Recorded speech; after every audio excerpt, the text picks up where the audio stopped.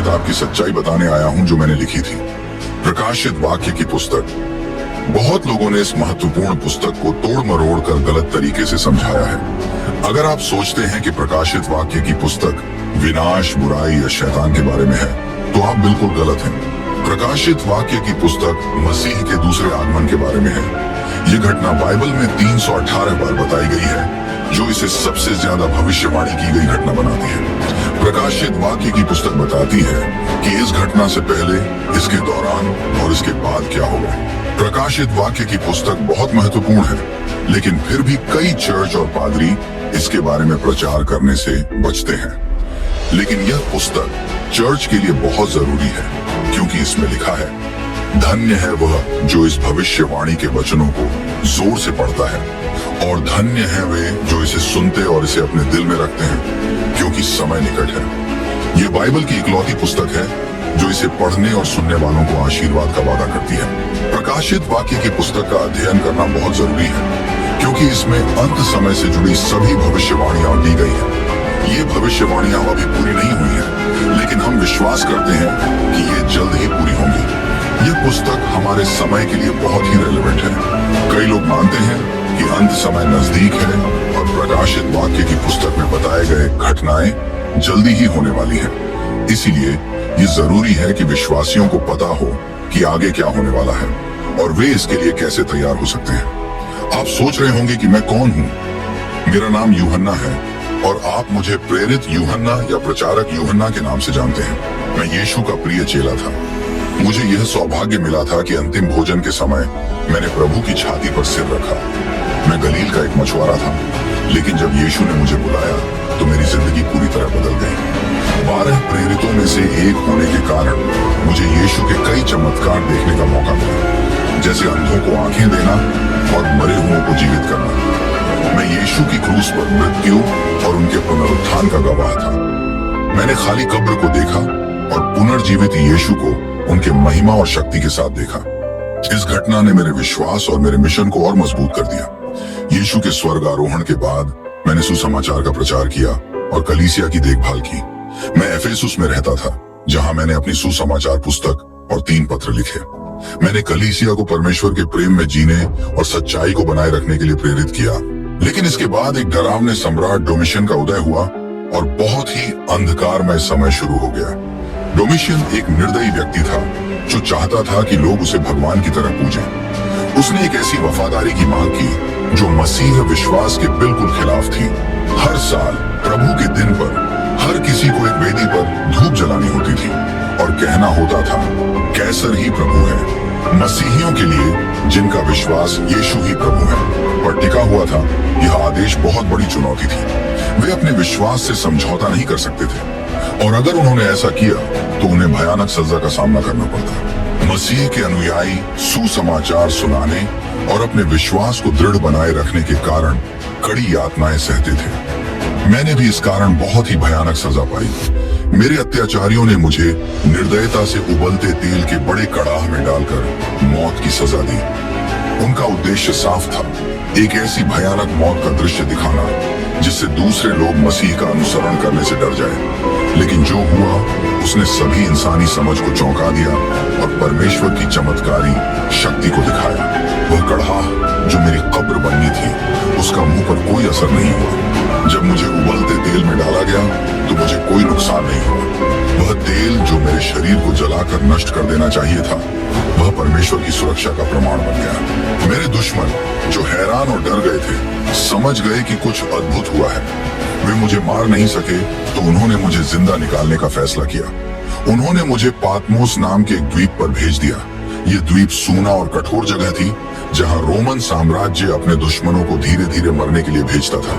पातमोस एक छोटा सा द्वीप था, सिर्फ 12 किलोमीटर लंबा और 6 किलोमीटर चौड़ा। ये पत्थरों और सूखी जमीन से भरा था। वहां न तो नदियां थी, न पेड़ और न ही खेती लायक जमीन। ये ऐसा स्थान था जहां लोग दर्द और अकेलेपन में जीते जी मर जाते थे। मुझे भी वहां भेजा गया और ये मेरे लिए मौत की सजा जैसी थी। लेकिन पातमोस की इस तन्हाई और दुख के बीच मैंने ईश्वर की मौजूदगी को बहुत गहराई से महसूस किया। पत्थरों और तेज हवा के बीच समुद्र से घिरे इस द्वीप पर मुझे मानवता के अंतिम भविष्य और ईश्वर की अनंत महिमा का दर्शन हुआ। पातमोस, जिसे मेरी मौत की जगह माना गया था, वह स्वर्गीय दर्शन का स्थान बन गया। वहीं पर मुझे परमेश्वर की ओर से संदेश मिला, जिसे मैंने प्रकाशित वाक्य की पुस्तक बुक ऑफ रेवलेशन में लिखा। यह पुस्तक एक मार्गदर्शक है उन लोगों के लिए, एक प्रकाश जो अपने विश्वास के लिए जान देने को तैयार है।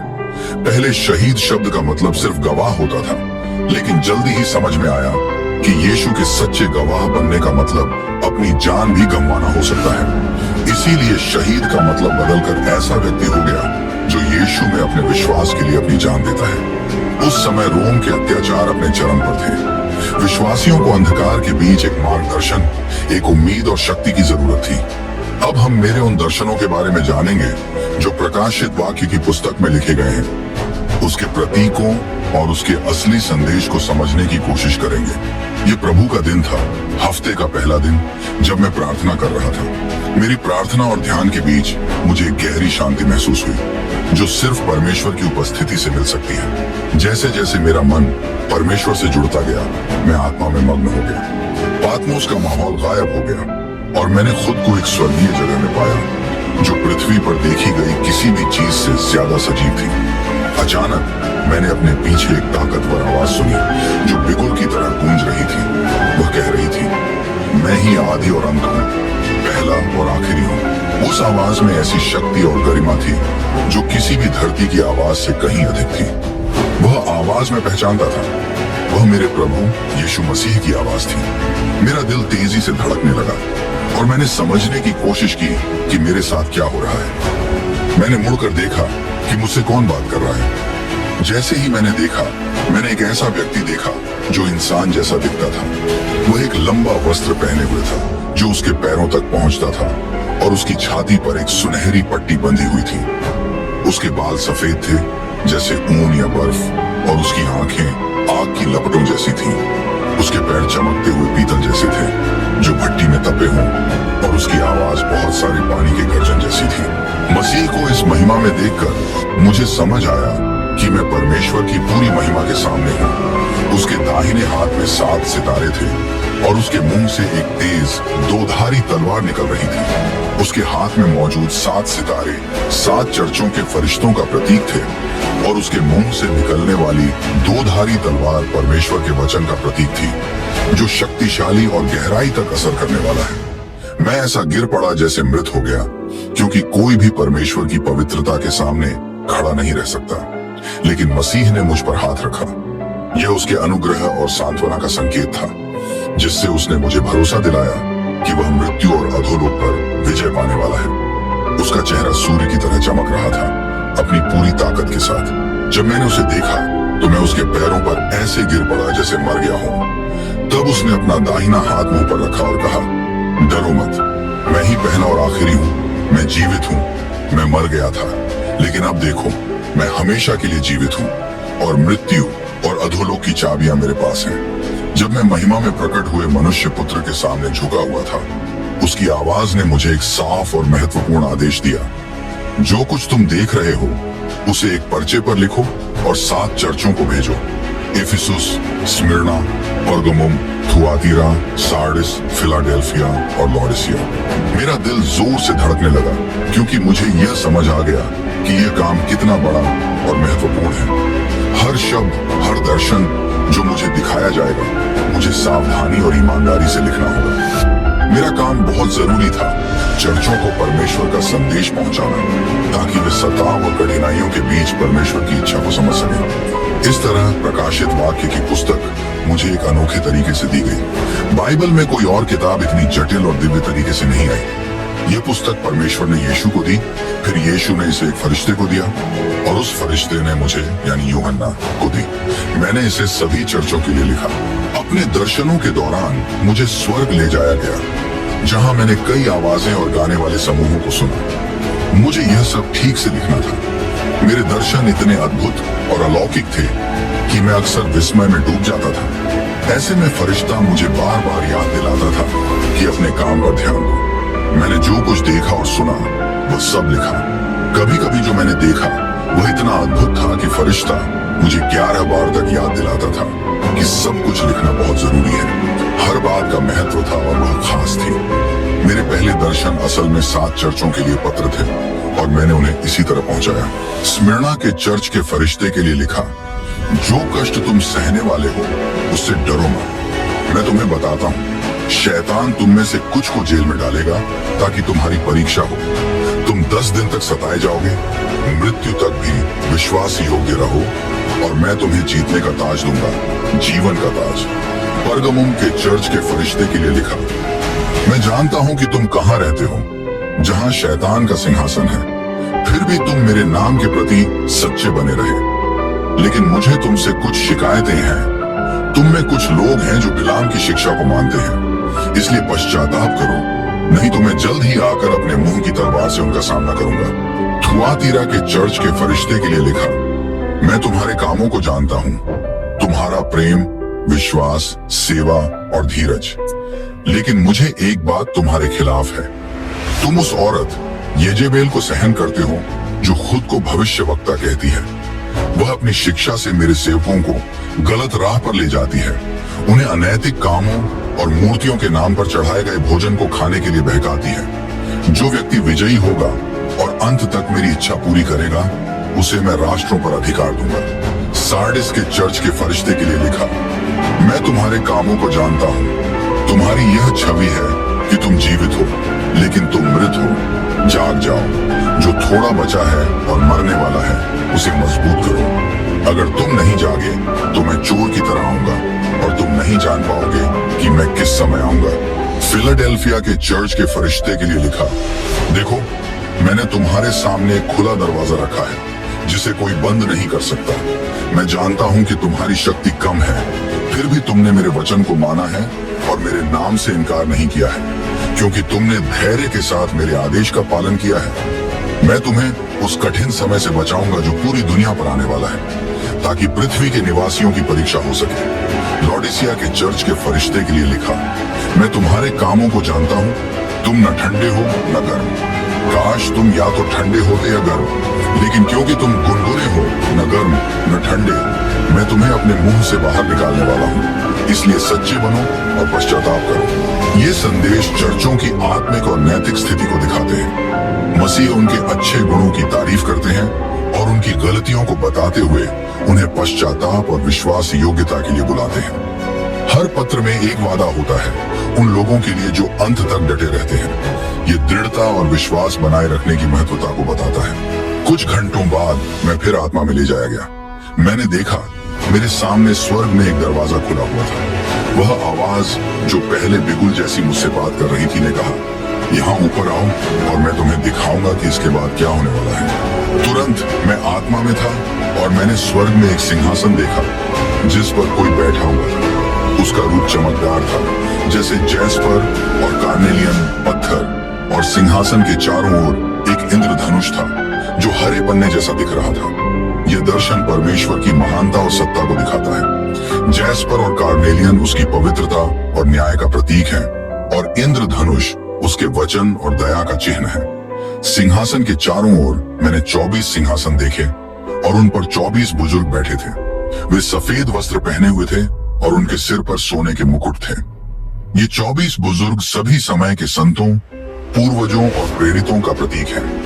उनके सफेद वस्त्र परमेश्वर द्वारा दी गई पवित्रता का प्रतीक है और सोने के मुकुट उनकी विश्वास योग्यता के लिए मिलने वाले अनंत इनाम को दिखाते हैं। सिंहासन से बिजली की चमक, गड़गड़ाहट और तेज आवाजें निकल रही थी। सिंहासन के सामने 7 जलती हुई दीपकें थीं, जो परमेश्वर की 7 आत्माओं का प्रतीक है, और सिंहासन के सामने एक कांच की तरह चमकदार समुद्र भी था। सिंहासन के बीच और उसके चारों ओर 4 जीव थे जो आगे और पीछे आंखों से भरे हुए थे। ये जीव पूरी सृष्टि का प्रतिनिधित्व करते हैं, जो हमेशा सतर्क और ज्ञान से भरे होते हैं।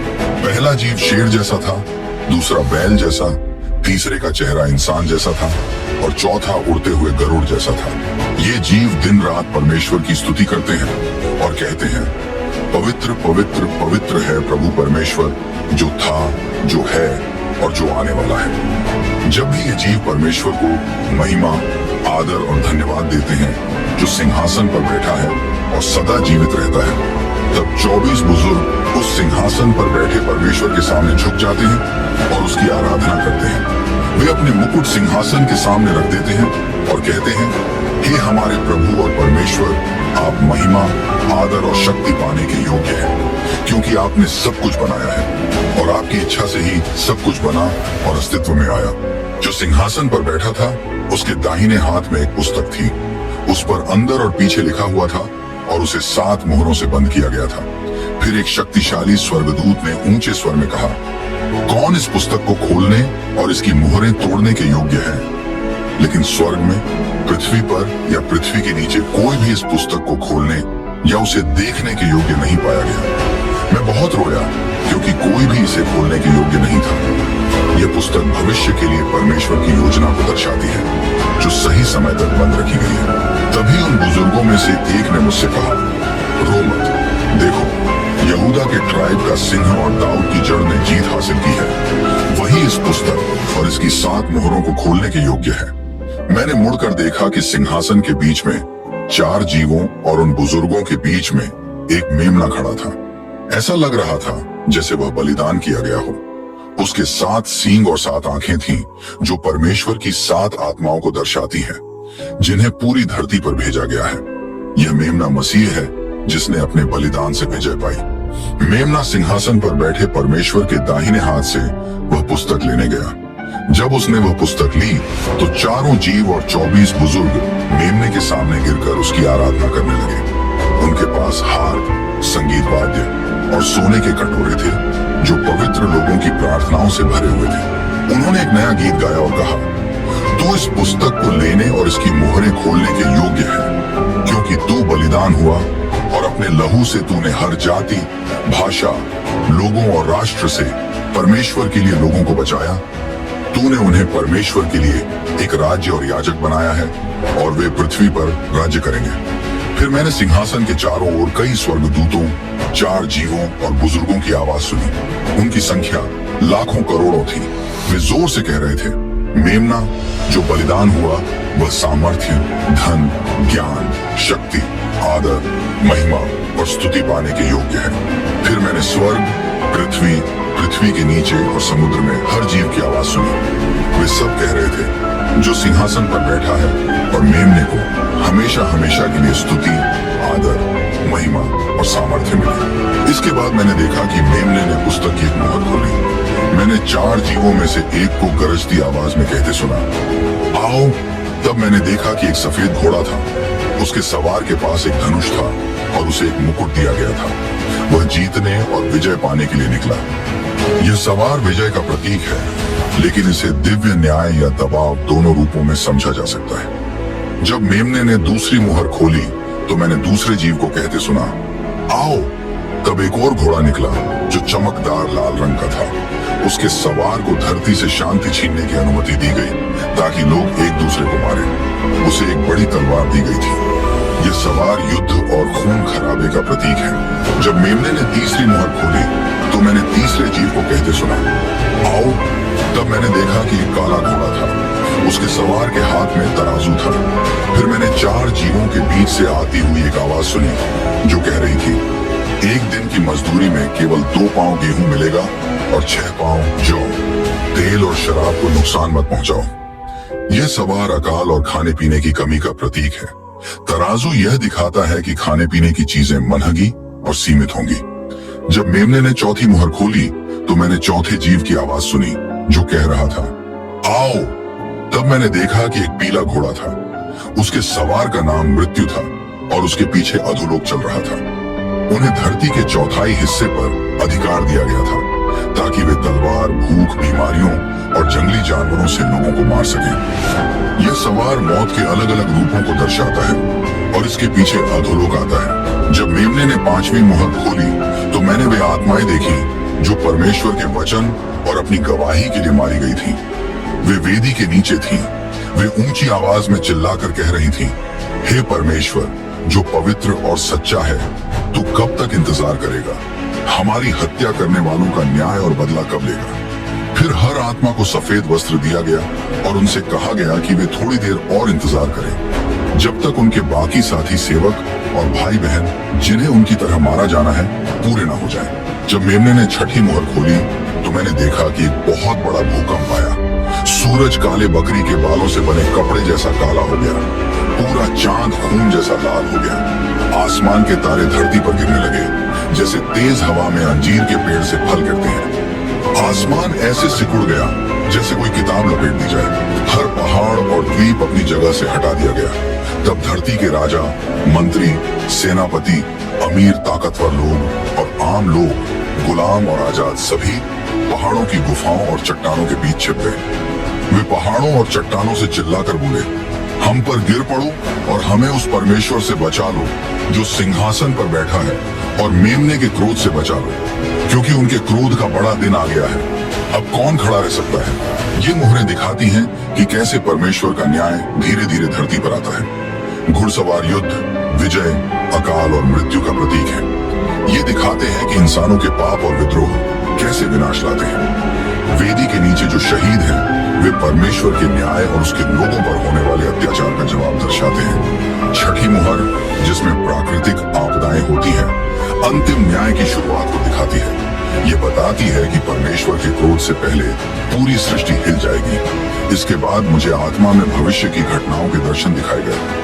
छठी मुहर के बाद मैंने देखा कि 4 स्वर्गदूत धरती के चारों कोनों पर खड़े हैं। वे चारों हवाओं को रोक रहे थे ताकि न तो धरती पर, न समुद्र पर और न ही किसी पेड़ पर हवा चले। ये स्वर्गदूत विनाश को रोकने का प्रतीक है, जब तक कि परमेश्वर के सेवकों पर उसकी मुहर न लग जाए। फिर मैंने एक और स्वर्गदूत को पूर्व दिशा से आते हुए देखा। उसके पास जीवित परमेश्वर की मुहर थी। उसने उन 4 स्वर्गदूतों को ऊंची आवाज में कहा, जिन्हें धरती और समुद्र को नुकसान पहुंचाने का अधिकार दिया गया था। जब तक हम अपने परमेश्वर के सेवकों के माथे पर मुहर नहीं लगा देते, तब तक धरती, समुद्र या पेड़ों को नुकसान मत पहुंचाओ। मैंने उन लोगों की संख्या सुनी जिन पर मुहर लगाई गई, 1,44,000। ये 1,44,000 इजराइल की सभी जातियों से थे। ये संख्या यह दिखाती है कि यहूदी विश्वासियों को पूरी तरह से चुना और सुरक्षित रखा गया है, ताकि वे न्याय के समय परमेश्वर की सुरक्षा में रहें। इसके बाद मैंने एक बहुत बड़ी भीड़ देखी जिसे कोई गिन नहीं सकता था। ये लोग हर राष्ट्र, जाति, भाषा और समुदाय से थे। वे सिंहासन और मेमने के सामने खड़े थे। उन्होंने सफेद कपड़े पहने हुए थे और अपने हाथों में खजूर की डालियां पकड़ी हुई थी। वे ऊंची आवाज में चिल्ला रहे थे, उद्धार हमारे परमेश्वर का है जो सिंहासन पर बैठा है और मेमने का है। ये भीड़ अन्य जातियों का प्रतीक है, जो दिखाती है कि मसीह के द्वारा दी गई मुक्ति सबके लिए है। तब एक बुजुर्ग ने मुझसे पूछा, ये सफेद कपड़े पहनने वाले लोग कौन हैं और ये कहां से आए हैं? मैंने जवाब दिया, सर आप ही जानते हैं। तब उन्होंने कहा, ये वे लोग हैं जो बड़ी मुश्किलों से होकर आए हैं। इन्होंने अपने कपड़ों को यीशु के खून से धोकर सफेद और पवित्र बना लिया है। यहाँ सफेद कपड़े पवित्रता और यीशु के बलिदान से मिली मुक्ति का संकेत करते हैं। ये लोग कठिन समय में डटे रहे और अब उन्हें परमेश्वर की उपस्थिति में रहने का इनाम मिला है। जब मेमने ने 7वीं मुहर खोली तो स्वर्ग में करीब आधे घंटे तक शांति छा गई। यह गंभीर चुप्पी आने वाले न्याय की गंभीरता को दिखाती है। मैंने 7 स्वर्गदूतों को देखा जो परमेश्वर के सामने खड़े थे और उन्हें 7 तुरहियां दी गई। फिर एक और स्वर्गदूत आया और वेदी के पास खड़ा हुआ। उसके हाथ में एक सोने का पात्र था। उसे बहुत सारा धूप दिया गया ताकि वह उसे सभी पवित्र लोगों की प्रार्थनाओं के साथ परमेश्वर के सिंहासन के सामने वाली सोने की वेदी पर चढ़ा सके। धूप का धुआं संतों की प्रार्थनाओं के साथ स्वर्गदूत के हाथ से उठकर परमेश्वर के पास गया।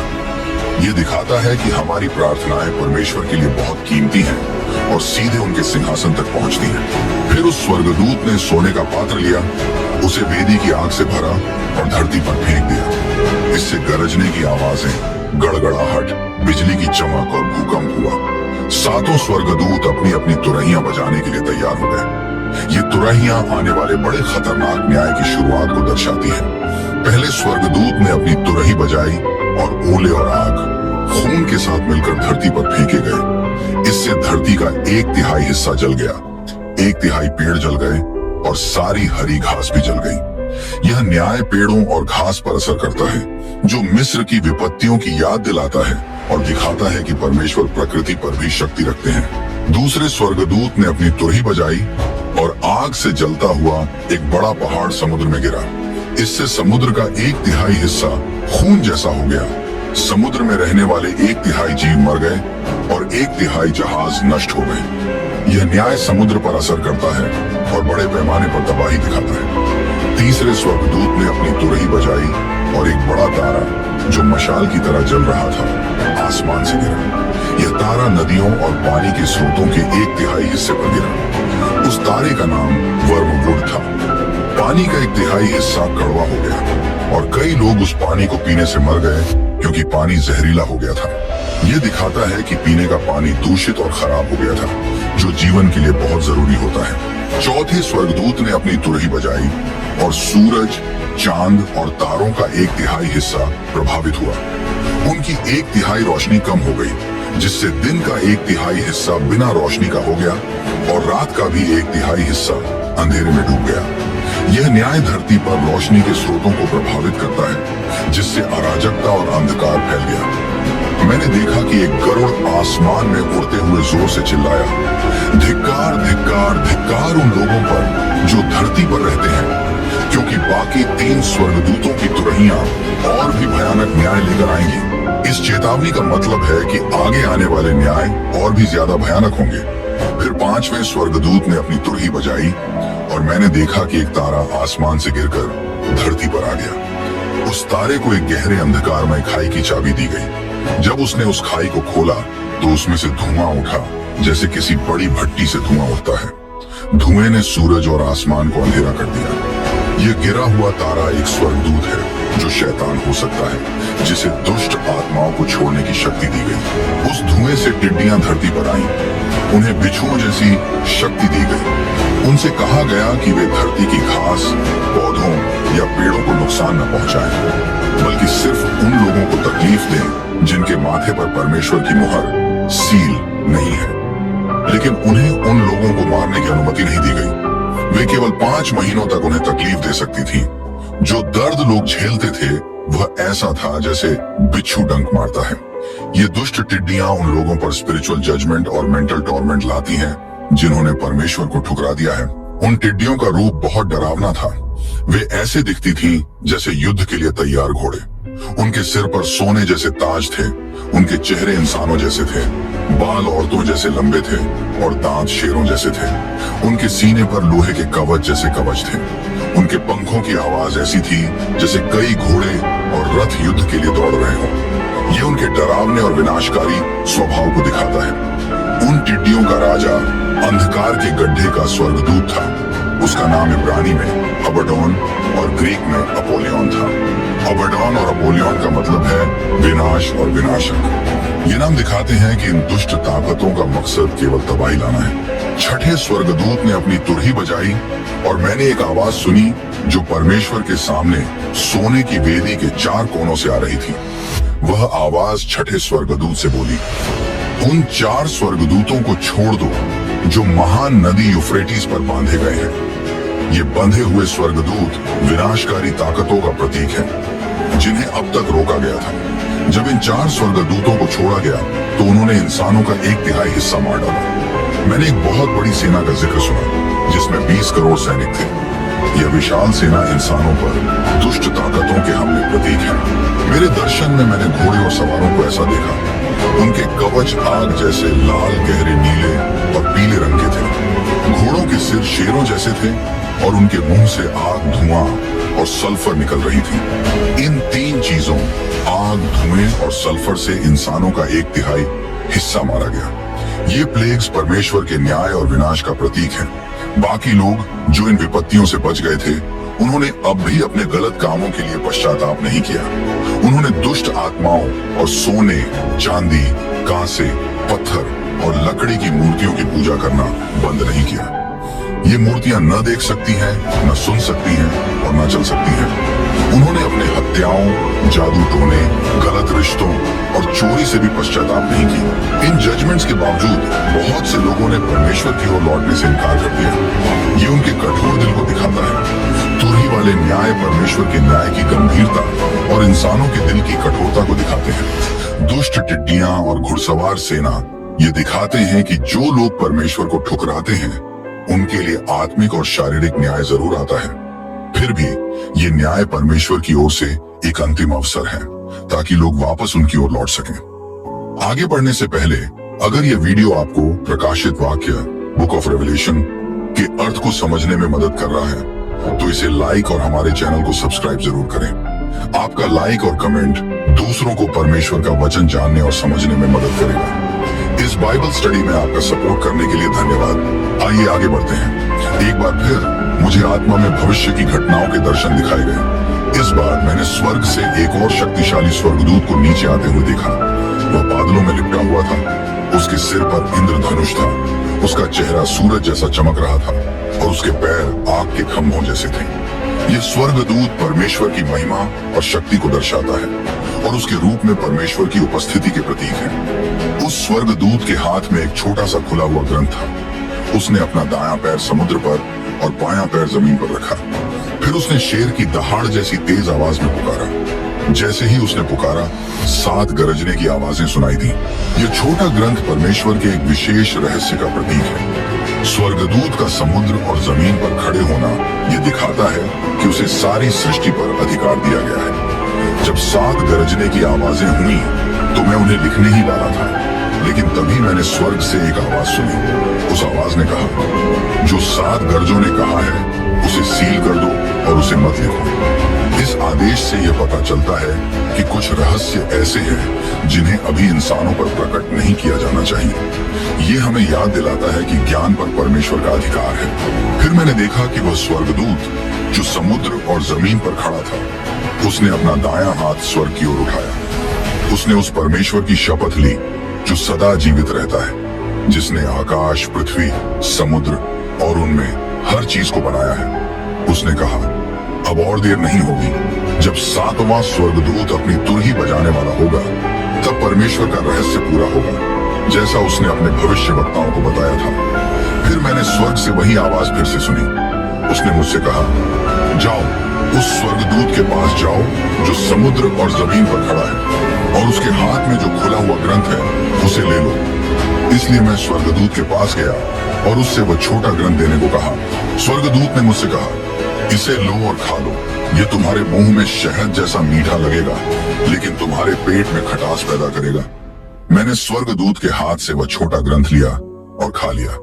यह मेरे मुंह में शहद जैसा मीठा लगा, लेकिन खाने के बाद मेरे पेट में खटास हो गई। इसका मतलब है कि परमेश्वर का संदेश सुनने में मीठा और अच्छा लगता है, लेकिन जब इसे पूरा किया जाता है और न्याय होता है तो यह कड़वा और कठिन हो सकता है। फिर मुझसे कहा गया, तुम्हें कई जातियों, देशों, भाषाओं और राजाओं के बारे में फिर से भविष्यवाणी करनी होगी। ये मुझे यह याद दिलाता है कि मुझे सभी देशों को परमेश्वर का सत्य बताना है। मुझे एक डंडा दिया गया जो नापने की छड़ी जैसा था। मुझसे कहा गया, जाओ और परमेश्वर के मंदिर, वेदी और उसमें आराधना करने वालों को नापो, लेकिन बाहरी आंगन को मत नापना, क्योंकि वह गैर यहूदियों को दे दिया गया है। वे पवित्र शहर को 42 महीनों तक रौंदेंगे। यह नापने का काम विश्वास योग्य लोगों की सुरक्षा और उनकी रक्षा का प्रतीक है, जबकि गैर यहूदी परमेश्वर के लोगों पर अत्याचार का प्रतिनिधित्व करते हैं। मैं अपने 2 गवाहों को भेजूंगा और वे 1260 दिन तक भविष्यवाणी करेंगे। वे टाट के कपड़े पहनेंगे। ये 2 गवाह 2 जैतून के पेड़ और 2 दीपक के समान हैं, जो धरती के प्रभु के सामने खड़े रहते हैं। अगर कोई उन्हें नुकसान पहुंचाने की कोशिश करेगा तो उनके मुंह से आग निकलेगी और उनके दुश्मनों को खा जाएगी। जो भी उन्हें नुकसान पहुंचाना चाहेगा उसे इसी तरह मारा जाएगा। उनके पास ताकत है कि जब तक वे भविष्यवाणी कर रहे हैं वे आसमान को बंद कर सकते हैं ताकि बारिश ना हो। उनके पास यह भी ताकत है कि वे पानी को खून में बदल सकते हैं और धरती पर कई तरह की बीमारियां या मुश्किलें ला सकते हैं जितनी बार चाहें। ये सब उनकी ताकत दिखाता है जो परमेश्वर ने उन्हें दी है, जैसे मूसा और एलिय्याह को दी थी। जब उनका काम पूरा हो जाएगा तो एक राक्षस जो गहराई से आता है उन पर हमला करेगा, उन्हें हरा देगा और मार डालेगा। उनके शव उस बड़े शहर के खुले मैदान में पड़े रहेंगे जिसे प्रतीकात्मक रूप से सोदोम और मिस्र कहा गया है। यहीं पर उनके प्रभु यीशु को भी क्रूस पर चढ़ाया गया था। लेकिन 3 और आधे दिन बाद परमेश्वर की सांस उनके अंदर वापस आएगी और वे फिर से खड़े हो जाएंगे। उन्हें जिंदा देखकर लोग बहुत डर जाएंगे। 7वें स्वर्गदूत ने अपनी तुरही बजाई और स्वर्ग में जोर से आवाजें सुनाई दी जो कह रही थी, दुनिया का राज अब हमारे प्रभु और उसके मसीह का राज बन गया है और वह हमेशा हमेशा राज करेगा। उसके बाद 24 बुजुर्ग जो परमेश्वर के सामने अपनी सिंहासनों पर बैठे थे, वे अपने मुंह के बल गिर गए और परमेश्वर की उपासना करने लगे। उन्होंने कहा, हे सर्वशक्तिमान परमेश्वर, हम तेरा धन्यवाद करते हैं जो था और जो है, क्योंकि तूने अपनी महान शक्ति से राज करना शुरू कर दिया है। फिर स्वर्ग में परमेश्वर का मंदिर खुल गया और उसके मंदिर के अंदर परमेश्वर के वाचा का संदूक देखा गया। इसके बाद बिजली चमकी, जोर की आवाजें हुई, गर्जन हुआ, भूकंप आया और भारी ओले गिरे। ये सब परमेश्वर की सीधी उपस्थिति और उसके लोगों के साथ अनंत वाचा को दिखाता है और यह अंतिम न्याय का संकेत देता है। फिर स्वर्ग में एक बड़ा चिन्ह दिखाई दिया। एक स्त्री जो सूरज से ढकी हुई थी, उसके पैरों के नीचे चांद था और उसके सिर पर 12 सितारों का मुकुट था। वह गर्भवती थी और बच्चा जन्म देने की पीड़ा में चिल्ला रही थी। ये स्त्री परमेश्वर के लोगों का प्रतीक है, इस्राएल और चर्च, जो मसीह को दुनिया में लाने वाले हैं। फिर एक और चिन्ह स्वर्ग में दिखाई दिया। एक बहुत बड़ा लाल रंग का अजगर, उसके 7 सिर, 10 सींग और सिरों पर 7 ताज थे। उसकी पूंछ ने आसमान के 1/3 सितारों को गिरा दिया और उन्हें धरती पर फेंक दिया। यह अजगर शैतान को दिखाता है, जिसकी ताकत और धरती पर बहुत राज है और जो परमेश्वर के खिलाफ विद्रोह करता है। अजगर उस स्त्री के सामने खड़ा हो गया जो बच्चा जन्म देने वाली थी, ताकि जैसे ही बच्चा जन्म ले वह उसे खा जाए। फिर उस स्त्री ने एक बेटे को जन्म दिया। वह बेटा ऐसा पुरुष बालक है जो सभी देशों पर लोहे के राजदंड से राज करेगा। लेकिन वह बच्चा परमेश्वर के पास और उसके सिंहासन पर उठा लिया गया। यह बालक यीशु मसीह है, जिसे जन्म से ही बुरी शक्तियों ने मारने की कोशिश की, लेकिन वह स्वर्ग में परमेश्वर की महिमा में पहुंच गया। स्वर्ग में एक बड़ी लड़ाई हुई। मीकाएल और उसके स्वर्गदूतों ने अजगर से युद्ध किया और अजगर और उसके स्वर्गदूतों ने भी जवाब में लड़ाई की, लेकिन वे ताकतवर नहीं थे और उन्हें स्वर्ग से हरा दिया गया। वह बड़ा अजगर नीचे गिरा दिया गया। वह वही पुराना सांप है जिसे डेविल या सेटन कहा जाता है, जो सारी दुनिया को भटकाता है। उसे और उसके स्वर्गदूतों को धरती पर फेंक दिया गया।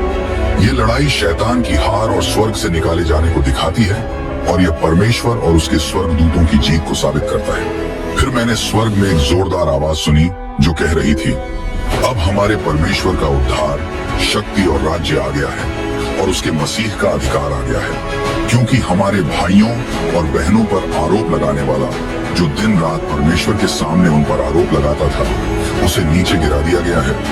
उन्होंने उस पर विजय पाई यीशु के खून के कारण और अपनी गवाही के शब्दों के कारण। उन्होंने अपनी जान की परवाह नहीं की, बल्कि मरते समय भी पीछे नहीं हटे। वह अजगर बहुत गुस्से में भर गया और उस स्त्री का पीछा करने लगा, जिसने बालक यीशु को जन्म दिया था। लेकिन उस स्त्री को एक बड़े गरुड़ के 2 पंख दिए गए, ताकि वह उड़कर जंगल के उस स्थान पर पहुंच सके जो उसके लिए तैयार किया गया था। वहां वह सुरक्षित रही और शैतान की पहुंच से दूर 1 समय, 2 समय और आधे समय तक उसकी देखभाल की गई। वह स्त्री परमेश्वर की सुरक्षा में थी। यह दिखाता है कि कठिन समय में परमेश्वर अपने लोगों की रक्षा करता है। फिर सांप ने अपने मुंह से पानी की एक बड़ी नदी बहा दी, ताकि वह स्त्री को डुबा सके और बहा कर ले जाए। लेकिन धरती ने स्त्री की मदद की। धरती ने अपना मुंह खोलकर वह नदी निगल ली जो सांप ने बहाई थी। यह दिखाता है कि शैतान चर्च को खत्म करने की कोशिश करता है, लेकिन परमेश्वर उनके लिए चमत्कारी तरीके से मदद करता है। फिर अजगर स्त्री पर बहुत गुस्सा हो गया और उसके बाकी बच्चों से लड़ाई करने चला गया। ये बच्चे वे लोग हैं जो परमेश्वर की आज्ञाओं का पालन करते हैं और यीशु के बारे में सच्चाई पर डटे रहते हैं। ये बताता है कि बुराई की ताकतों और परमेश्वर के विश्वासियों के बीच लगातार आत्मिक युद्ध चलती रहती है। प्रकाशित वाक्य के अध्याय 10, 11 और 12 में अच्छाई और बुराई के बीच लगातार संघर्ष, लड़ाई, परमेश्वर की सॉवरेन अथॉरिटी और उसके लोगों के प्रति उसकी विश्वास योग्यता दिखाई गई है। वो शक्तिशाली स्वर्गदूत और छोटी पुस्तक हमें यह याद दिलाते हैं कि परमेश्वर का संदेश मीठा होता है जब हम उसे पाते हैं, लेकिन उसे पूरा करना मुश्किल और कड़वा होता है। दो गवाह परमेश्वर की गवाही को पृथ्वी पर हमेशा के लिए दिखाते हैं। स्त्री और अजगर का दर्शन यह दिखाता है कि आत्मिक युद्ध, परमेश्वर की सुरक्षा और यीशु मसीह की अंतिम जीत निश्चित है। ये दर्शन हमें सिखाते हैं कि हमें अपने विश्वास में मजबूत रहना चाहिए, परमेश्वर की सत्ता पर भरोसा रखना चाहिए और कठिन समय में भी धैर्य रखना चाहिए। हमें यह जानना चाहिए कि हमारा उद्धार निकट है और हमारे प्रभु की जीत हमेशा के लिए पक्की और निश्चित है। इन अद्भुत दर्शनों के बाद मुझे लगा कि मैंने हर संभव भावना को अनुभव कर लिया है, लेकिन जो मैंने इसके बाद देखा उसने मुझे आश्चर्य और डर से भर दिया। मुझे धरती पर बुरी शक्तियों का प्रकोप और परमेश्वर की सत्ता में विश्वासियों का संघर्ष दिखाया गया। ये दर्शन प्रकाशित वाक्य के अध्याय 13, 14 और 15 बने। इनमें अच्छाई और बुराई के बीच संघर्ष, विश्वासियों की वफादारी और परमेश्वर के अंतिम फैसले को दिखाया गया है। समुद्र से निकला हुआ बीस्ट और धरती से निकला हुआ बीस्ट शैतान के प्रभाव में चलने वाली दमनकारी राजनीतिक और धार्मिक शक्तियों का प्रतीक है। बीस्ट का चिन्ह बुराई के प्रति वफादारी को दर्शाता है, जो परमेश्वर की मुहर के विपरीत है, जो विश्वासियों पर लगाई जाती है। मैंने समुद्र से एक बीस्ट को निकलते हुए देखा। उसके 10 सींग और 7 सिर थे। उसके सींगों पर 10 मुकुट थे और हर सिर पर परमेश्वर का अपमान करने वाला नाम लिखा हुआ था। जो पशु मैंने देखा वह तेंदुए के जैसा था, लेकिन उसके पैर भालू जैसे और मुंह शेर के जैसा था। शैतान ने उस बीस्ट को अपनी ताकत, अपना सिंहासन और बड़ा अधिकार दिया। यह बीस्ट जुल्म करने वाली राजनीतिक शक्ति को दिखाता है। ये कई राज्यों का एक समूह है जो शैतान के नियंत्रण में काम कर रहे हैं। बीस्ट के एक सिर पर ऐसा लगा जैसे उसे घातक चोट लगी हो, लेकिन वह चोट ठीक हो गई। पूरी दुनिया उस बीस्ट को देखकर हैरान हो गई और उसके पीछे चलने लगी। लोगों ने शैतान की पूजा की क्योंकि उसने बीस्ट को शक्ति दिया था। लोगों ने पशु की भी बीस्ट की और कहा, बीस्ट के जैसा कौन है, कौन इससे लड़ सकता है। इस बीस्ट का ठीक होना यह दिखाता है कि बुराई में दोबारा ताकत पाने और लोगों को धोखा देने की क्षमता होती है। उस बीस्ट को एक मुंह दिया गया जिससे वह घमंड भरे शब्द बोल सके और परमेश्वर का अपमान कर सके। उसे 42 महीने तक अधिकार दिया गया। उसने अपना मुंह खोलकर परमेश्वर, उसके नाम, उसके पवित्र स्थान और स्वर्ग में रहने वाले लोगों के बारे में बुरा भला कहा। यह समय विश्वासियों के लिए बड़ी तकलीफ और परीक्षा का समय दिखाता है। उस बीस्ट को यह ताकत दी गई कि वह परमेश्वर के पवित्र लोगों से लड़ाई करे और उन्हें हरा दे।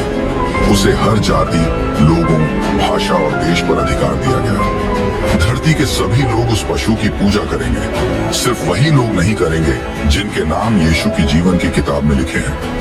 ये वही मेमना है जिसे दुनिया की रचना के समय से बलिदान किया गया था। यहाँ हमें विश्वासियों पर बड़ा अत्याचार और बुराई की कुछ समय के लिए जीत दिखाई देती है। फिर मैंने दूसरा बीस्ट देखा जो धरती से निकला। उसके 2 सींग थे जो भेड़ के बच्चे जैसे लग रहे थे, लेकिन उसकी आवाज शैतान जैसी थी। उस दूसरे बीस्ट ने पहले बीस्ट की सारी ताकत और अधिकार का इस्तेमाल किया और धरती के लोगों को पहले बीस्ट की पूजा करने पर मजबूर किया, जिसे गंभीर घाव लगा था, लेकिन वह ठीक हो गया था। ये दूसरा बीस्ट एक झूठे नबी या झूठे धार्मिक तंत्र को दिखाता है, जो पहले शक्ति वाले राज्य का समर्थन करता है और उसकी ताकत को बढ़ावा देता है। ये बहुत बड़े चमत्कार करता था, यहाँ तक कि लोगों के सामने आसमान से आग जमीन पर गिरा देता था। इन चमत्कारों की वजह से इसे पहले बीस्ट की तरफ से काम करने की ताकत मिली और इसने दुनिया के लोगों को धोखा दिया। इसने लोगों से कहा कि वे उस जानवर की मूर्ति बनाएं जिसे तलवार से चोट लगी थी और फिर भी वह जीवित था। यह दिखाता है कि बुराई परमेश्वर की नकल कर सकती है और लोगों को भ्रमित कर सकती है। दूसरे जानवर को यह ताकत दी गई कि वह पहले जानवर की मूर्ति में जान डाल सके ताकि वह मूर्ति बोल सके और उन लोगों को मार सके जो उसकी पूजा नहीं करते थे। इसने सभी लोगों, बड़े हो या छोटे, अमीर हो या गरीब, आजाद हो या गुलाम, को उनके दाएं हाथ या माथे पर एक निशान लगवाने पर मजबूर किया। यह निशान उनके लिए जरूरी था क्योंकि इसके बिना वे कुछ भी खरीद या बेच नहीं सकते थे। यह निशान उस जानवर के नाम या उसके नाम के नंबर को दिखाता था। यह निशान बुराई के प्रति वफादारी और आज्ञा मानने का प्रतीक है, जो परमेश्वर के वफादार लोगों पर लगाए गए निशान से अलग है। इसे समझने के लिए बुद्धिमानी चाहिए। जो समझदार है वह जानवर के नंबर का मतलब समझे, क्योंकि यह एक इंसान का नंबर है। वह नंबर है 666। ये 666 नंबर अधूरी और गिरी हुई मानवता का प्रतीक है, जो परमेश्वर की पूर्णता से बिल्कुल अलग है। फिर मैंने देखा और मेरे सामने मेमना माउंट सिय्योन पर खड़ा था और उसके साथ 1,44,000 लोग थे, जिनके माथे पर उसका नाम और उसके पिता का नाम लिखा हुआ था। मैंने स्वर्ग से एक आवाज सुनी, जो तेज बहते पानी की आवाज और गड़गड़ाहट जैसी थी। वह आवाज सुनने में बाजे बजाने वालों की तरह थी, जैसे वे अपने बाजे बजा रहे हों। वे एक नया गीत गा रहे थे, जो सिंहासन, 4 जीवित प्राणियों और बुजुर्गों के सामने गाया जा रहा था। यह गीत सिर्फ वही 1,44,000 लोग सीख सकते थे, जो धरती से छुड़ाए गए थे। यह दृश्य उन विश्वास योग्य लोगों को दिखाता है, जो परमेश्वर के प्रति सच्चे रहे और बचाए गए हैं। ये लोग वे हैं जिन्होंने खुद को बुराई से दूर रखा और पवित्र बने रहे। वे मेमने का अनुसरण करते हैं जहां भी वह जाता है। इन्हें इंसानों में से छुड़ाकर परमेश्वर और मेमने को भेंट के रूप में दिया गया। उनके मुंह से कभी झूठ नहीं निकला। वे निर्दोष हैं। इन पवित्र लोगों की सच्चाई और निष्ठा दिखाती है कि परमेश्वर के पास रहने के लिए पवित्रता और भक्ति कितनी जरूरी है। फिर मैंने एक और स्वर्गदूत को आसमान में उड़ते हुए देखा। उसके पास सदा का सुसमाचार था, जिसे वह धरती पर रहने वाले सभी लोगों, हर देश, जाति, भाषा और समुदाय को सुनाने आया था। उसने जोर से कहा, परमेश्वर का आदर करो और उसकी महिमा करो, क्योंकि उसके न्याय का समय आ गया है। उसकी आराधना करो, जिसने आकाश, धरती, समुद्र और पानी के स्रोत बनाए। ये पहला स्वर्गदूत सभी लोगों से सच्चे परमेश्वर की आराधना करने और अपने गलत कामों से मुड़ने की बात करता है। दूसरा स्वर्गदूत उसके पीछे आया और कहा, गिर गई महान बेबीलोन, जिसने सभी देशों को अपने गलत कामों के पागलपन भरे मदिरा का स्वाद चखाया।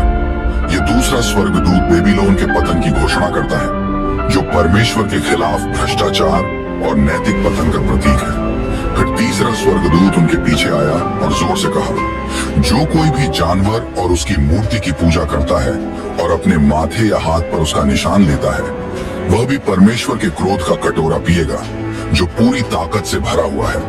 उसे पवित्र स्वर्गदूतों और मेमने के सामने जलती हुई गंधक में सजा दी जाएगी। उनकी तकलीफ का धुआं हमेशा के लिए उठता रहेगा। जो लोग जानवर और उसकी मूर्ति की पूजा करते हैं या जो उसके नाम का निशान लेते हैं, उनके लिए दिन या रात में कभी आराम नहीं होगा। तीसरा स्वर्गदूत यह चेतावनी देता है कि जो लोग जानवर का अनुसरण करते हैं, वे परमेश्वर के हमेशा के लिए क्रोध का सामना करेंगे। ये परमेश्वर के लोगों से धैर्य और विश्वास बनाए रखने की बात करता है, जो उसकी आज्ञाओं को मानते हैं और यीशु के प्रति वफादार रहते हैं। फिर मैंने स्वर्ग से एक आवाज सुनी, जो कह रही थी, यह लिखो, धन्य हैं वे जो अब से प्रभु में मरते हैं।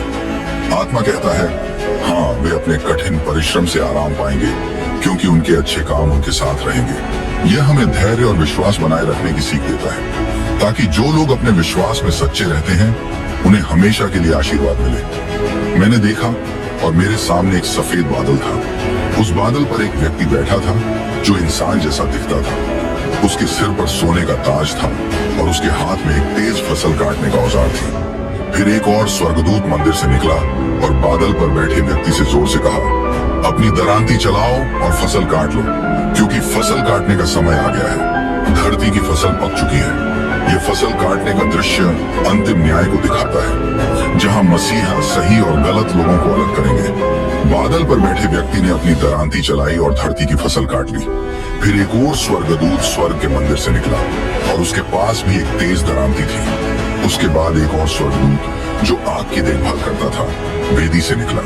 उसने जोर से उस स्वर्गदूत से कहा, जिसके पास तेज दरांती थी, अपनी दरांती चलाओ और धरती की बेल से अंगूर के गुच्छे इकट्ठा करो, क्योंकि अंगूर पक चुके हैं। स्वर्गदूत ने अपनी दरांती धरती पर चलाई, अंगूर इकट्ठे किए और उन्हें परमेश्वर के क्रोध के बड़े अंगूर निचोड़ने वाले में डाल दिया।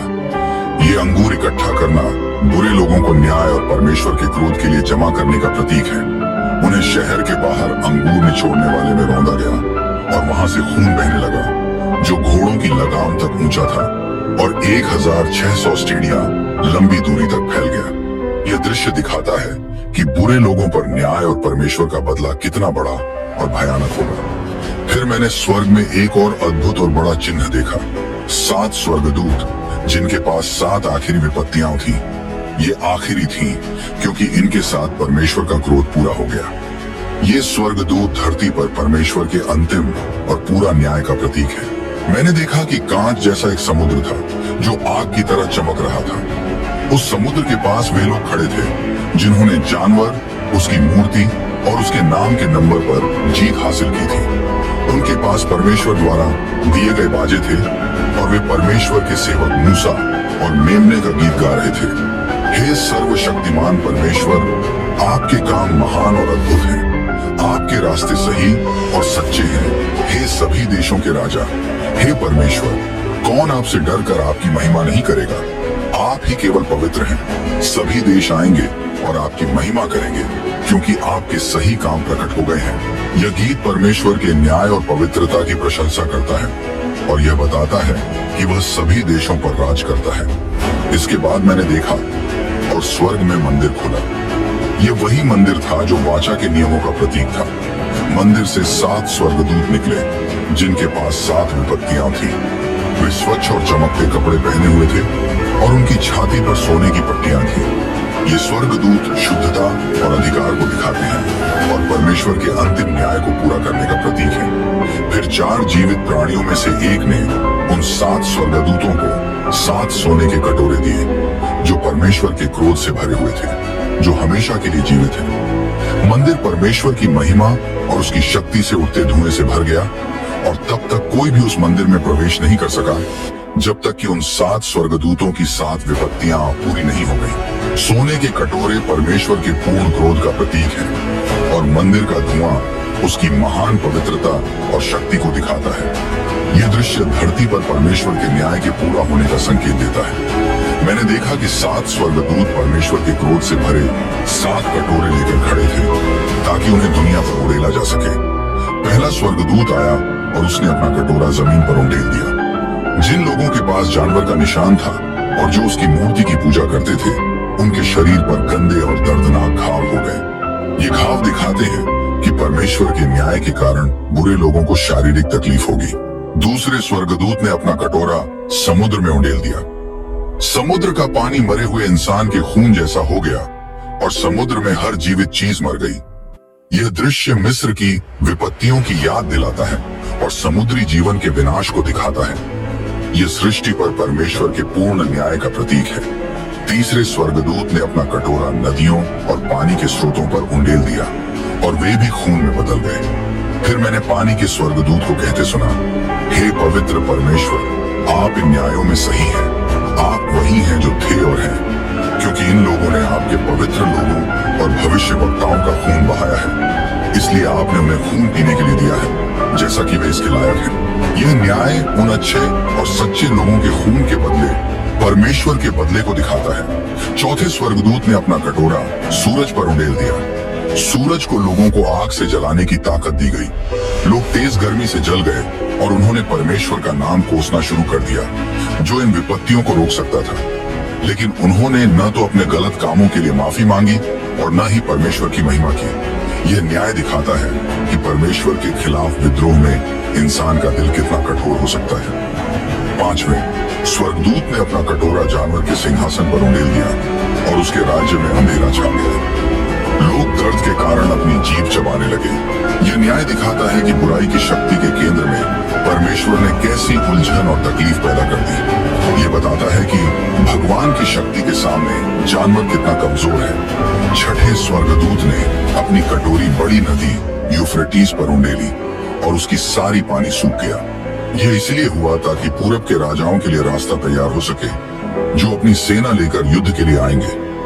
यह अंतिम लड़ाई की तैयारी को दिखाता है जहां सेनाओं का विनाश होना है। फिर मैंने 3 गंदी आत्माएं देखी जो मेंढक की तरह दिखती थी।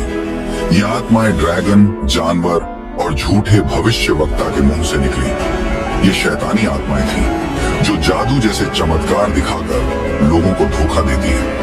ये आत्माएं दुनिया के सभी राजाओं को इकट्ठा करने निकल पड़ी ताकि वे परमेश्वर के महान दिन पर होने वाली लड़ाई के लिए तैयार हो सके। इन आत्माओं का मतलब यह है कि वे झूठ और धोखे से लोगों और देशों को अंतिम युद्ध में खींचती हैं। इन आत्माओं ने राजाओं को इकट्ठा करके एक जगह ले जाया जिसे इब्रानी भाषा में आर्मागेडन कहते हैं। यह जगह अच्छाई और बुराई के बीच अंतिम टकराव का प्रतीक है। सातवें स्वर्गदूत ने अपनी कटोरी हवा में उड़ेली। फिर मंदिर से एक तेज आवाज आई जो सिंहासन से कह रही थी, यह पूरा हो गया। इसके बाद बिजली चमकी, गड़गड़ाहट हुई, जोरदार आवाजें आई और एक भयंकर भूकंप आया। ऐसा भूकंप पहले कभी धरती पर नहीं हुआ था। इतना बड़ा और जबरदस्त था। यह भूकंप परमेश्वर के अंतिम और पूरी तरह से न्याय का प्रतीक है। उस बड़े शहर के 3 टुकड़े हो गए और बाकी देशों के शहर गिर गए। परमेश्वर ने बेबीलोन नाम के महान शहर को याद किया और उसे अपने गुस्से के भरे प्यारे से दंड दिया। बेबीलोन उस जगह को दर्शाता है जहाँ सारी बुराई और इंसानी भ्रष्टाचार इकट्ठा हो गए हैं। हर द्वीप गायब हो गया और पहाड़ भी दिखाई नहीं दिए। आसमान से बड़े बड़े ओले गिरे जिनका वजन लगभग 100 पाउंड था। लोग इन ओलों की भयानक तबाही के कारण परमेश्वर को दोष देने लगे और उन्हें कोसने लगे। ये ओलों की बरसात परमेश्वर के अंतिम न्याय की ताकत और इंसानों की लगातार बगावत को दिखाती है। 7 कटोरों वाले स्वर्गदूतों में से एक मेरे पास आया और मुझसे कहा, आओ मैं तुम्हें उस बड़ी वेश्या का दंड दिखाऊंगा जो कई पानी के किनारे बैठी है। यह बड़ी वेश्या उन बुरे और झूठे धर्मों का प्रतीक है जो देशों को बहकाते हैं। फिर स्वर्गदूत मुझे आत्मा में एक जंगल में ले गया। वहां मैंने एक औरत को देखा जो लाल रंग के जानवर पर बैठी थी। इस जानवर के शरीर पर परमेश्वर को गाली देने वाले नाम लिखे थे और उसके 7 सिर और 10 सींग थे। वह औरत बैंगनी और लाल कपड़े पहने हुई थी और सोने, कीमती पत्थरों और मोतियों से सजी थी। उसके हाथ में सोने का प्याला था जो गंदी चीजों और उसकी बुराइयों से भरा था। उसके माथे पर एक नाम लिखा हुआ था जो एक रहस्य था, बेबीलोन द ग्रेट, वेश्याओं की माँ और धरती की गंदी बुराइयों की जननी। यह औरत और जानवर बुरे धर्म और बुरी राजनीतिक ताकत के गठजोड़ का प्रतीक है। मैंने देखा कि यह औरत परमेश्वर के पवित्र लोगों के खून और यीशु की गवाही देने वालों के खून से नशे में थी। जब मैंने उसे देखा तो मैं बहुत हैरान हुआ। फिर स्वर्गदूत ने मुझसे कहा, तुम इतने हैरान क्यों हो? मैं तुम्हें उस औरत और उस जानवर का रहस्य समझाऊंगा जिस पर वह सवार है, जिसके 7 सिर और 10 सींग हैं। जो जानवर तुमने देखा वह पहले था, अब नहीं है, लेकिन फिर वह अंधकार से निकल कर आएगा और अंत में नष्ट हो जाएगा। धरती के वे लोग जिनके नाम दुनिया की रचना के समय से जीवन की किताब में नहीं लिखे गए, जब इस जानवर को देखेंगे तो वे हैरान रह जाएंगे, क्योंकि वह पहले था, अब नहीं है, लेकिन फिर आएगा। यह इस बात का प्रतीक है कि बुरी ताकतें कुछ समय के लिए लौटेंगी, लेकिन अंत में उनका नाश हो जाएगा। 7 सिर वे 7 पहाड़ हैं जिन पर वह औरत बैठी है। ये 7 राजा भी हैं। 5 राजा खत्म हो चुके हैं, एक अभी है और एक और आने वाला है, लेकिन जब वह आएगा तो केवल थोड़े समय के लिए रहेगा। जो जानवर पहले था और अब नहीं है वह 8वां राजा है। वह 7 राजाओं में से है और उसका अंत विनाश में होगा। ये 7 सिर उन राजाओं और राज्यों का प्रतीक है जो बुराई का समर्थन करते हैं। जो 10 सींग तुमने देखे वे 10 राजा हैं जिनके पास अभी तक कोई राज्य नहीं है, लेकिन थोड़े समय के लिए उन्हें जानवर के साथ राजा जैसा अधिकार मिलेगा। इन राजाओं का एक ही मकसद होगा, वे अपनी ताकत और अधिकार जानवर को देंगे। ये सींग बुराई के साथ बने अस्थायी राजनीतिक गठजोड़ का प्रतीक है। वे मेमने के खिलाफ लड़ाई करेंगे, लेकिन मेमना उन पर जीत हासिल करेगा, क्योंकि वह प्रभुओं का प्रभु और राजाओं का राजा है। और उसके साथ वे लोग होंगे जिन्हें उसने बुलाया, चुना और जो वफादार हैं। यह घोषणा फिर से बताती है कि मसीह और उनके अनुयायी बुरी ताकतों पर अंतिम जीत पाएंगे। जो पानी तुमने देखा जहां वेश्या बैठी थी, वे अलग अलग लोग, बड़ी भीड़, देश और भाषाएं हैं। जो जानवर और 10 सींग तुमने देखे वे वेश्या से नफरत करेंगे। वे उसे तबाह कर देंगे, उसे नंगा छोड़ देंगे, उसका शरीर खा जाएंगे और उसे आग से जला देंगे। यह अंतिम धोखा बुराई के खुद के विनाश का प्रतीक है, क्योंकि परमेश्वर ने उनके दिल में यह योजना डाली कि वे अपनी ताकत और अधिकार जानवर को सौंप दें, ताकि परमेश्वर का मकसद पूरा हो और उनकी बातें सच हो जाएं। वह औरत जो तुमने देखी वह बड़ा शहर है जो धरती के राजाओं पर राज करता है। ये बड़ा शहर बुराई और भ्रष्टाचार का केंद्र है। इसके बाद मैंने एक और स्वर्गदूत को स्वर्ग से उतरते देखा। उसके पास बड़ी ताकत थी और उसकी चमक से पूरी धरती रोशन हो गई। उसने जोरदार आवाज में चिल्लाकर कहा, गिर गई बेबीलोन द ग्रेट। वह राक्षसों का रहने का स्थान बन गई है, हर गंदी आत्मा का अड्डा बन गई है, हर गंदे पक्षी और हर गंदे और घिनौने जानवर का ठिकाना बन गई है। बेबीलोन का गिरना सभी बुराई और भ्रष्टाचार पर परमेश्वर के पूर्ण और अंतिम न्याय का प्रतीक है। फिर मैंने स्वर्ग से एक और आवाज सुनी जो कह रही थी, मेरे लोगों, उससे दूर हो जाओ ताकि तुम उसके पापों में शामिल ना हो और उसके दंड से बच सको। यह संदेश विश्वासियों को चेतावनी देता है कि वे बुराई से दूर रहें और उसके न्याय से बचें। उसके पाप आसमान तक पहुंच गए हैं और परमेश्वर ने उसके अपराधों को याद किया है। जैसे उसने दूसरों के साथ किया वैसा ही उसके साथ करो। उसके कर्मों का उसे दोगुना बदला दो, उसी के प्याले से उसे दोगुना भर कर दो। उसने जितना घमंड और शान शौकत से जिया उतना ही उसे दर्द और दुख दो। वो अपने दिल में कहती है, मैं रानी की तरह राज करती हूँ, मैं कभी विधवा नहीं हो सकती और मैं कभी दुखी नहीं होंगी। न्याय उसके घमंड और बुराई के हिसाब से होगा। इसीलिए एक ही दिन में उस पर मौत, शोक और भूख का कहर टूट पड़ेगा। वह आग से जल जाएगी क्योंकि परमेश्वर उसका न्याय करेंगे।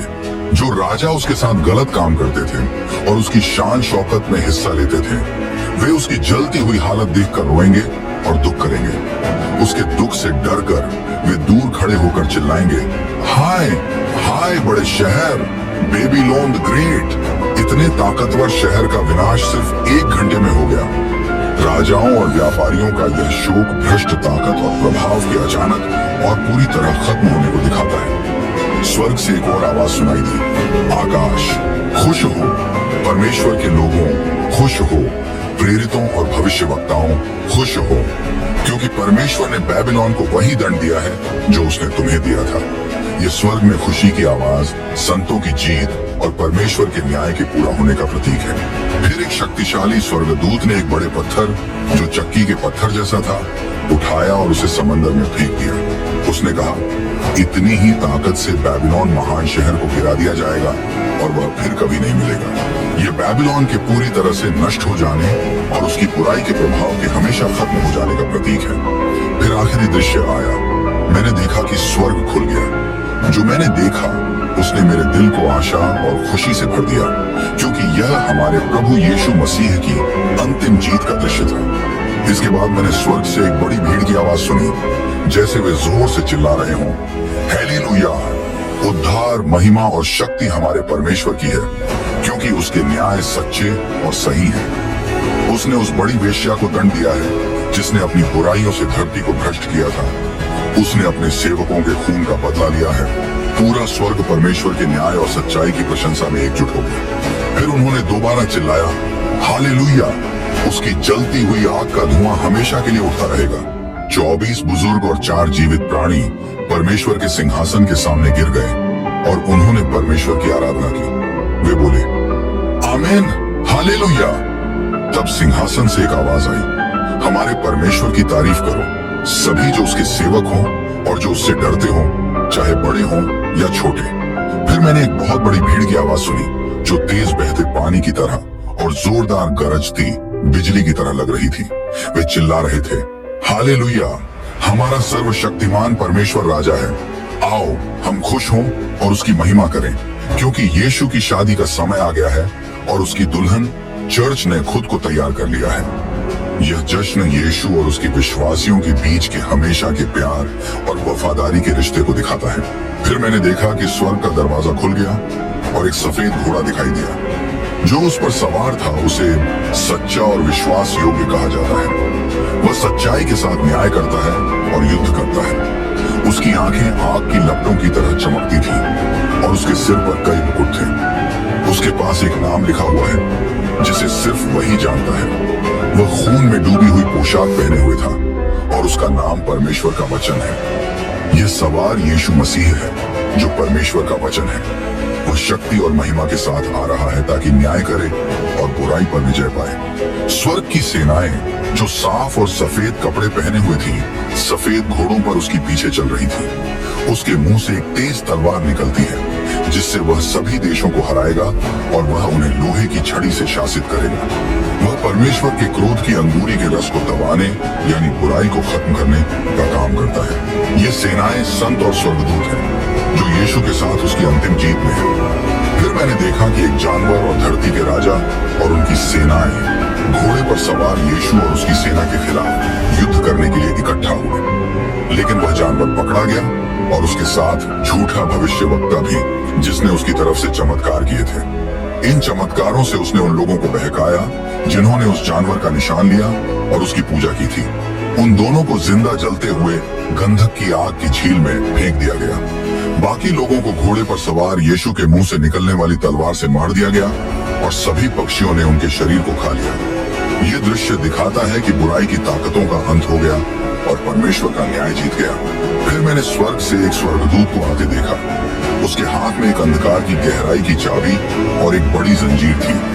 उसने उस ड्रैगन, जो शैतान या दुष्ट है, को पकड़ा और उसे 1000 साल के लिए बांध दिया।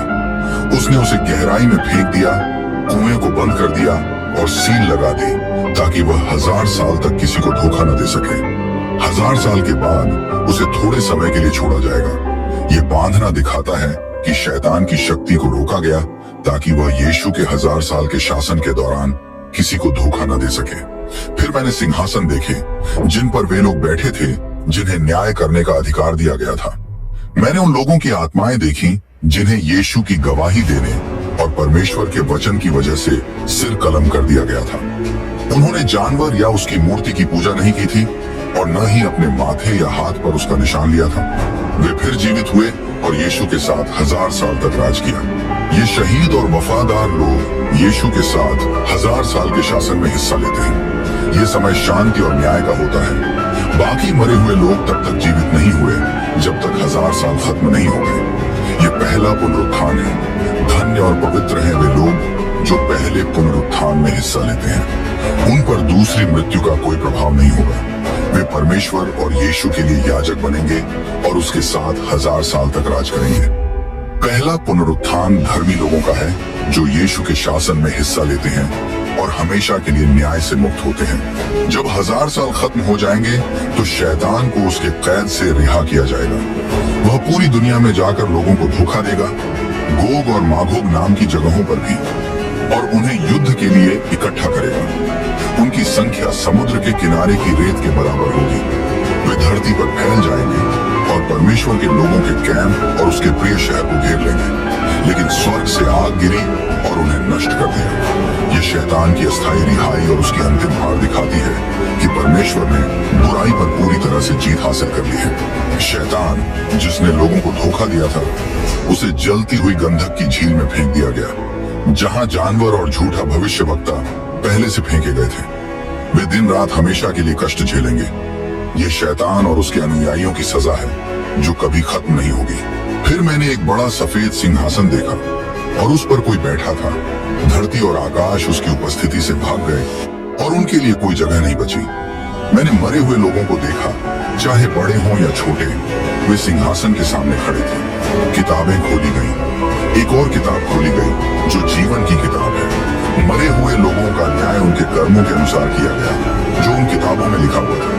यह अंतिम न्याय परमेश्वर का सही न्याय दिखाता है, जहां हर इंसान को उनके अच्छे या बुरे कामों के आधार पर आंका जाता है। समुद्र ने अपने अंदर के मरे हुए लोगों को दे दिया और मृत्यु और अधोलोक ने भी अपने अंदर के मरे हुए लोगों को दे दिया। हर व्यक्ति का न्याय उसके किए हुए कामों के अनुसार किया गया। फिर मृत्यु और अधोलोक को आग की झील में फेंक दिया गया। यह आग की झील दूसरी मृत्यु है।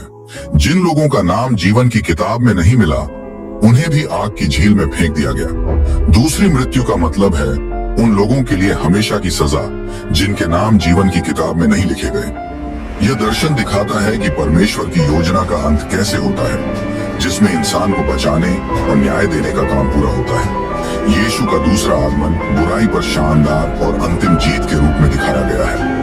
यीशु अपने विश्वासियों के साथ मेमने की शादी में जुड़ता है। जो यीशु और बचाए गए लोगों के बीच हमेशा के रिश्ते को दर्शाता है। ये सब प्रकाशित वाक्य के अध्याय 19 और 20 में लिखा गया है। जानवर और झूठे भविष्यवक्ता का नाश और शैतान को बांधने का मतलब है कि बुराई खत्म हो गई है और यीशु का राज्य स्थापित हो गया है। 1000 साल का शासन शांति और न्याय का समय दिखाता है, जहां संत यीशु के साथ राज करते हैं। सफेद महान सिंहासन का न्याय परमेश्वर का अंतिम और सही न्याय है, जहां हर इंसान के कामों के आधार पर उसका न्याय किया जाता है। जिन लोगों का नाम जीवन की किताब में लिखा होता है वे बचा लिए जाते हैं, लेकिन जो दुष्ट होते हैं उन्हें अनंत की सजा मिलती है। आखिर में ये दर्शन एक सुंदर और उम्मीद भरे नजारे के साथ खत्म होते हैं। मैंने एक नया आकाश और एक नई धरती देखी, क्योंकि पहला आकाश और पहली धरती खत्म हो गए थे और वहां अब समुद्र नहीं था।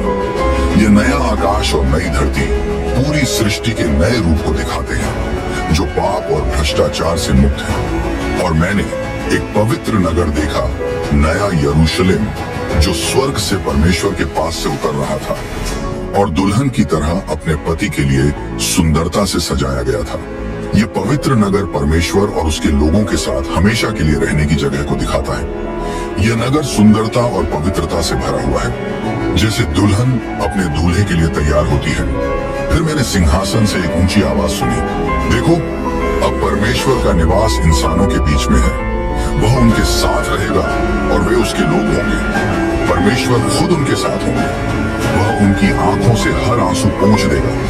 अब कोई मौत, दुख, रोना या दर्द नहीं होगा, क्योंकि पुरानी बातें खत्म हो गई हैं। ये परमेश्वर का वादा है कि दुख और मौत हमेशा के लिए खत्म हो जाएंगे और परमेश्वर खुद अपने लोगों के साथ रहेगा, उन्हें हमेशा की शांति और दिलासा देगा। जो सिंहासन पर बैठा था उसने कहा, मैं हर चीज को नया बना रहा हूं। फिर उसने कहा, इसे लिख लो, क्योंकि ये बातें सच्ची और भरोसेमंद हैं। उसने मुझसे कहा, यह पूरा हो गया। मैं अल्फा और ओमेगा हूँ, शुरुआत और अंत। जो प्यासे हैं उन्हें मैं जीवन के पानी के सोते से बिना किसी कीमत के पानी दूंगा। जो विजयी होंगे वे यह सब विरासत में पाएंगे। मैं उनका परमेश्वर बनूंगा और वे मेरे बच्चे होंगे। ये वादा उन लोगों के लिए है जो अपने विश्वास में डटे रहते हैं। उन्हें अनंत जीवन और परमेश्वर की सभी आशीषें मिलेंगी। लेकिन जो डरपोक, अविश्वासी, बुरे, हत्यारे, अनैतिक, जादू टोना करने वाले, मूर्ति पूजा करने वाले और झूठ बोलने वाले हैं, उन्हें जलती हुई गंधक की झील में फेंक दिया जाएगा। यह दूसरी मृत्यु है। यह अंतिम न्याय सुनिश्चित करता है कि जो लोग बुराई में लगे रहते हैं वे अनंत आशीर्वाद से बाहर रहेंगे। फिर उन 7 स्वर्गदूतों में से एक, जिनके पास 7 आखिरी विपत्तियों के प्याले थे, मेरे पास आया और कहा, आओ, मैं तुम्हें मेमने की दुल्हन, उसकी पत्नी को दिखाऊंगा। फिर उस स्वर्गदूत ने मुझे आत्मा में एक बड़े और ऊंचे पहाड़ पर ले जाकर पवित्र नगर यरूशलेम को दिखाया। यह नगर स्वर्ग से परमेश्वर के पास से नीचे आ रहा था। यह परमेश्वर की महिमा से चमक रहा था और इसकी चमक किसी अनमोल रत्न की तरह थी, जैसे पारदर्शी जैस्पर। इस नगर की एक बड़ी और ऊंची दीवार थी, जिसमें 12 फाटक थे। हर फाटक पर एक स्वर्गदूत खड़ा था। इन फाटकों पर इजराइल की 12 जातियों के नाम लिखे हुए थे। ये फाटक और नींव परमेश्वर के लोगों की पूर्णता को दिखाते हैं, जो पुराने और नए वचनों से जुड़े हैं। जो स्वर्गदूत मुझसे बात कर रहा था, उसके पास सोने की नापने वाली छड़ी थी, जिससे वह नगर, उसके फाटक और उसकी दीवारों को नाप रहा था। यह नगर एक चौकोर आकार में बसा हुआ था, जितना लंबा उतना ही चौड़ा। उसने छड़ी से इसे नापा और पाया कि यह 12,000 स्टेडिया लंबा, चौड़ा और ऊंचा था। इस नगर के सही माप परमेश्वर के राज्य की पूर्णता को दिखाते हैं। उस दीवार को जैस्पर, एक अनमोल पत्थर से बनाया गया था और नगर शुद्ध सोने का था, जो कांच की तरह साफ था। नगर की दीवारों की नींव हर तरह के अनमोल रत्नों से सजाई गई थी। इन अनमोल सामग्रियों और शुद्ध सोने से पता चलता है कि नया यरूशलेम पवित्र, शुद्ध और हमेशा के लिए मूल्यवान है। मैंने उस नगर में कोई मंदिर नहीं देखा, क्योंकि सर्वशक्तिमान परमेश्वर और यीशु ही उसका मंदिर है। नगर को सूरज या चांद की रोशनी की जरूरत नहीं थी, क्योंकि परमेश्वर की महिमा उसे रोशनी देती है और यीशु उसका दीपक है। परमेश्वर और यीशु की उपस्थिति वहाँ हर चीज को रोशन करती है, इसलिए किसी भौतिक मंदिर की जरूरत नहीं है। सारी जातियां उसकी रोशनी में चलेंगी और पृथ्वी के राजा अपना वैभव वहाँ लाएंगे। नगर के फाटक कभी बंद नहीं होंगे, क्योंकि वहां कभी रात नहीं होगी। वहां की महिमा और आदर सभी देशों से लाए जाएंगे। वहां कोई अशुद्ध चीज कभी नहीं जाएगी, न ही कोई ऐसा व्यक्ति जो शर्मनाक या झूठा काम करता हो। केवल उन्हीं लोगों को प्रवेश मिलेगा जिनके नाम यीशु की जीवन की किताब में लिखे हुए हैं। खुले हुए फाटक दिखाते हैं कि बचाए हुए लोगों के लिए नगर हमेशा स्वागत के लिए तैयार है। अशुद्ध चीजों को बाहर रखना नगर की पवित्रता और शुद्धता को बनाए रखता है। फिर स्वर्गदूत ने मुझे जीवन के पानी की एक नदी दिखाई जो कांच की तरह साफ थी। ये नदी परमेश्वर और यीशु के सिंहासन से निकलकर नगर की मुख्य सड़क के बीच से बह रही थी। नदी के दोनों ओर जीवन का पेड़ खड़ा था जो 12 प्रकार के फल देता था और हर महीने नए फल आते थे। इस पेड़ की पत्तियां सभी देशों को चंगा करने के लिए है।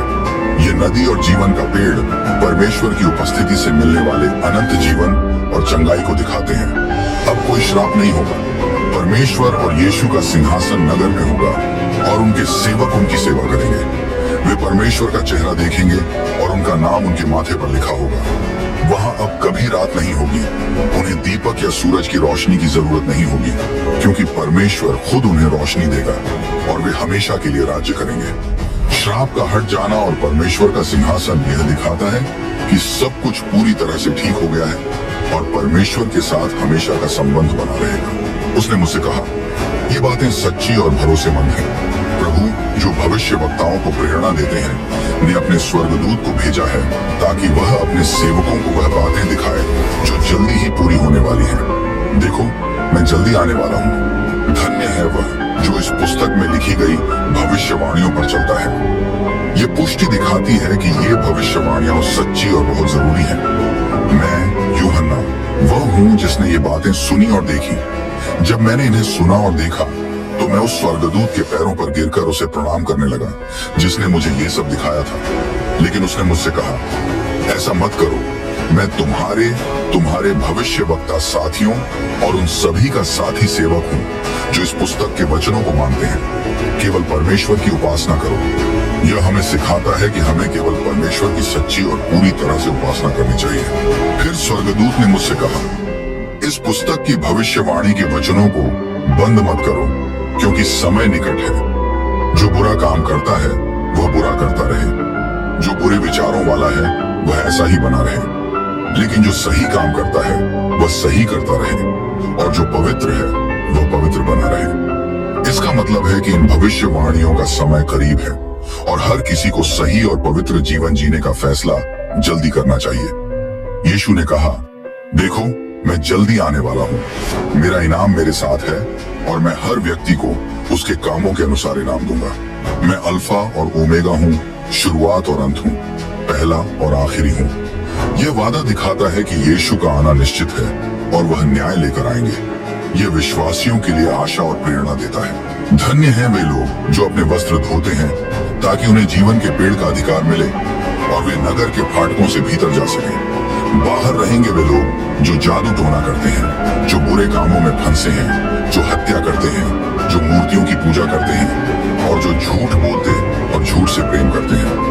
ये बताता है कि जो लोग यीशु के खून से खुद को शुद्ध करते हैं वही नई यरूशलेम में प्रवेश कर सकते हैं। यीशु कहते हैं, मैंने अपने स्वर्गदूत को भेजा है ताकि वह चर्चों के लिए यह गवाही दे। मैं दाऊद की जड़ और उसकी संतान हूँ और सुबह का चमकता तारा हूँ। पवित्र आत्मा और दुल्हन कहते हैं, आओ। जो यह सुने वह भी कहे, आओ। जो प्यासा हो वह आए और जो चाहे वह जीवन के पानी का मुफ्त उपहार ले ले। यह वचन दिखाता है कि यीशु मसीह है और हर किसी को अनंत जीवन का निमंत्रण दिया गया है। मैं हर उस व्यक्ति को चेतावनी देता हूँ जो इस पुस्तक की भविष्यवाणी के वचनों को सुनता है। यदि कोई इन वचनों में कुछ जोड़ता है तो परमेश्वर उस पर इस पुस्तक में लिखी हुई विपत्तियां ला देगा, और यदि कोई इस पुस्तक की भविष्यवाणी के वचनों में से कुछ हटाता है तो परमेश्वर उसका जीवन के पेड़ और पवित्र नगर में हिस्सा छीन लेगा जो इस पुस्तक में बताए गए हैं। यह आखिरी चेतावनी इस संदेश की पवित्रता और सच्चाई को बनाए रखने के लिए है। जो इन बातों की गवाही देता है वह कहता है, हाँ, मैं जल्दी आ रहा हूँ। आमीन। हे प्रभु यीशु, आओ। यूहन्ना का यह उत्तर प्रभु के आगमन की गहरी इच्छा को दिखाता है। प्रभु यीशु का अनुग्रह परमेश्वर के सभी लोगों के साथ बना रहे। आमीन। यह अंतिम आशीर्वाद विश्वासियों को यीशु के अनुग्रह और उनकी निरंतर उपस्थिति का आश्वासन देता है। प्रकाशित वाक्य की पुस्तक के अध्याय 21 और 22 में परमेश्वर की योजना का अद्भुत अंत दिखाया गया है। एक नए स्वर्ग और नई पृथ्वी की रचना और नई यरूशलेम का प्रकट होना।